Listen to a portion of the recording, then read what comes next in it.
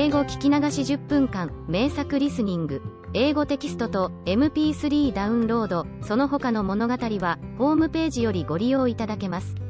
88thpp.com 88thpp.com It did so indeed, and much sooner than she had expected. Before she had drunk half the bottle, she found her head pressing against the ceiling, and had to stoop to save her neck from being broken. She hastily put down the bottle, saying to herself, "That's quite enough. I hope I shan't grow any more. As it is, I can't get out at the door. I do wish I hadn't drunk quite so much." Alas! It was too late to wish that. She went on growing, and very soon had to kneel down on the floor. In another minute there was not even room for this, and she tried the effect of lying down with one elbow against the door and the other arm curled round her head. Still she went on growing and, as a last resource, she put one arm out of the window and one foot up the chimney, and said to herself, "Now I can do no more, whatever happens. What will become of me?"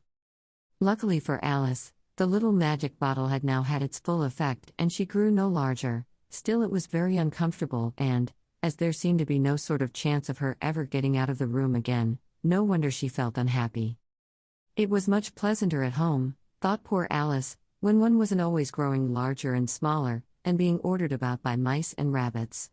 I almost wish I hadn't gone down that rabbit hole, and yet, it's rather curious, you know, this sort of life.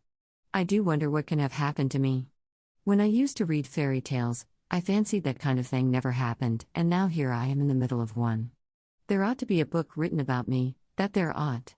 And when I grow up, I'll write one, but I'm grown up now, she added in a sorrowful tone. At least there's no room to grow up any more here. But then, thought Alice, shall I never get any older than I am now? That'll be a comfort, one way, never to be an old woman, but then, always to have lessons to learn. Oh, I shouldn't like that. Oh, you foolish Alice.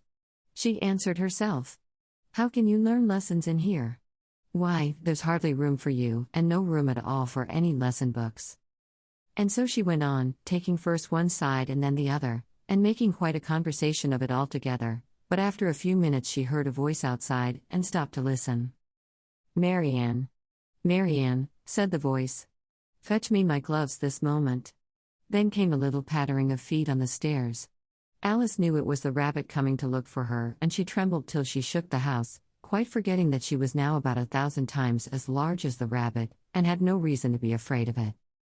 Presently the rabbit came up to the door, and tried to open it, but, as the door opened inwards, and Alice's elbow was pressed hard against it, that attempt proved a failure. Alice heard it say to itself, "Then I'll go round and get in at the window." "That you won't," thought Alice, and, after waiting till she fancied she heard the rabbit just under the window, she suddenly spread out her hand, and made a snatch in the air. She did not get hold of anything, but she heard a little shriek and a fall, and a crash of broken glass, from which she concluded that it was just possible it had fallen into a cucumber frame, or something of the sort. Next came an angry voice, the rabbit's, "Pat. Pat. Where are you?" And then a voice she had never heard before, "Sure then I'm here. Digging for apples, your honor." "Digging for apples, indeed," said the rabbit angrily. "Here. Come and help me out of this. Sounds of more broken glass. Now tell me, Pat, what's that in the window?" "Sure, it's an arm, your honor." He pronounced it arum. "An arm, you goose. Who ever saw one that size? Why, it fills the whole window." "Sure, it does, your honor, but it's an arm for all that." "Well, it's got no business there, at any rate, go and take it away." There was a long silence after this, and Alice could only hear whispers now and then, such as, "Sure, I don't like it, your honor, at all, at all. Do as I tell you, you coward." And at last she spread out her hand again, and made another snatch in the air. This time there were 2 little shrieks, and more sounds of broken glass. What a number of cucumber frames there must be, thought Alice. I wonder what they'll do next. As for pulling me out of the window, I only wish they could. I'm sure I don't want to stay in here any longer. She waited for some time without hearing anything more. At last came a rumbling of little cartwheels, and the sound of a good many voices all talking together. She made out the words, "Where's the other ladder? Why, I hadn't to bring but one, Bill's got the other, Bill. Fetch it here, lad. Here, put 'em up at this corner, no, tie 'em together first, they don't reach half high enough yet, oh. They'll do well enough, don't be particular, here, Bill. Catch hold of this rope, will the roof bear? Mind that loose slate, oh, it's coming down. Heads below. A loud crash, now, who did that?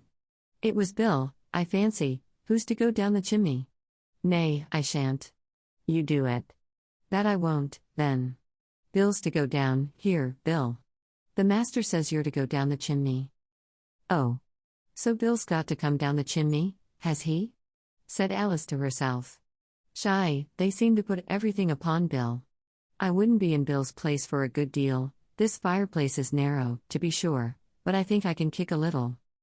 She drew her foot as far down the chimney as she could, and waited till she heard a little animal, she couldn't guess of what sort it was, scratching and scrambling about in the chimney close above her. Then, saying to herself this is Bill, she gave one sharp kick, and waited to see what would happen next. The first thing she heard was a general chorus of "There goes Bill." Then the rabbit's voice along, "Catch him, you by the hedge." Then silence, and then another confusion of voices, "Hold up his head, Brandy now, don't choke him, how was it, old fellow? What happened to you? Tell us all about it." Last came a little feeble, squeaking voice, "That's Bill," thought Alice, "well, I hardly know, no more, thank ye. I'm better now, but I'm a deal too flustered to tell you. All I know is, something comes at me like a jack-in-the-box, and up I goes like a skyrocket." "So you did, old fellow," said the others. "We must burn the house down," said the rabbit's voice, and Alice called out as loud as she could, "If you do, I'll set Dinah at you." There was a dead silence instantly, and Alice thought to herself, "I wonder what they will do next. If they had any sense, they'd take the roof off." After a minute or two, they began moving about again, and Alice heard the rabbit say, "A barrowful will do, to begin with." A barrowful of what? Thought Alice, but she had not long to doubt, for the next moment a shower of little pebbles came rattling in at the window, and some of them hit her in the face. "I'll put a stop to this," she said to herself, and shouted out, "You'd better not do that again." Which produced another dead silence. Alice noticed with some surprise that the pebbles were all turning into little cakes as they lay on the floor, and a bright idea came into her head. "If I eat one of these cakes," she thought, "it's sure to make some change in my size, and as it can't possibly make me larger, it must make me smaller, I suppose." So she swallowed one of the cakes, and was delighted to find that she began shrinking directly. As soon as she was small enough to get through the door, she ran out of the house, and found quite a crowd of little animals and birds waiting outside. The poor little lizard, Bill, was in the middle, being held up by 2 guinea pigs, who were giving it something out of a bottle. They all made a rush at Alice the moment she appeared, but she ran off as hard as she could, and soon found herself safe in a thick wood. "The first thing I've got to do," said Alice to herself, as she wandered about in the wood, "is to grow to my right size again, and the second thing is to find my way to that lovely garden. I think that will be the best plan." It sounded an excellent plan, no doubt, and very neatly and simply arranged. The only difficulty was, that she had not the smallest idea how to set about it, and while she was peering about anxiously among the trees, a little sharp bark just over her head made her look up in a great hurry. An enormous puppy was looking down at her with large round eyes, and feebly stretching out one paw trying to touch her. "Poor little thing," said Alice, in a coaxing tone, and she tried hard to whistle to it, but she was terribly frightened all the time at the thought that it might be hungry, in which case it would be very likely to eat her up in spite of all her coaxing. Hardly knowing what she did, she picked up a little bit of stick, and held it out to the puppy, whereupon the puppy jumped into the air off all its feet at once, with a yelp of delight, and rushed at the stick, and made believe to worry it. Then Alice dodged behind a great thistle, to keep herself from being run over, and the moment she appeared on the other side, the puppy made another rush at the stick, and tumbled head over heels in its hurry to get hold of it. Then Alice, thinking it was very like having a game of play with a cart horse, and expecting every moment to be trampled under its feet, ran round the thistle again. Then the puppy began a series of short charges at the stick, running a very little way forwards each time and a long way back, and barking hoarsely all the while, till at last it sat down a good way off, panting, with its tongue hanging out of its mouth, and its great eyes half shut. This seemed to Alice a good opportunity for making her escape, so she set off at once and ran till she was quite tired and out of breath, and till the puppy's bark sounded quite faint in the distance.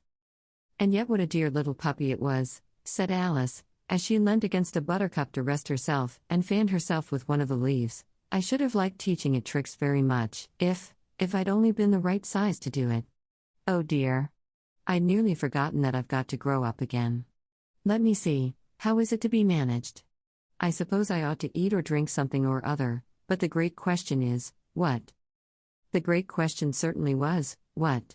Alice looked all round her at the flowers and the blades of grass, but she did not see anything that looked like the right thing to eat or drink under the circumstances.